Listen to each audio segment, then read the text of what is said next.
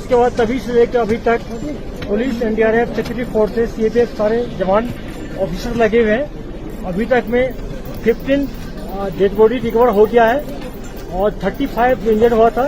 सारे को heli service से सिंगल पहुंचा दिया गया, सारे स्टेबल हैं। और जो आप देख रहे हैं कि सारे हमारे जवान ऑफिसर लगे हुए हैं और डेबरी को हटा रहे हैं और हम लोग शाम तक पूरा डेबरी क्लियर कर देंगे और अगर कोई डेड बॉडी होता है तो रिट्रीव कर देंगे।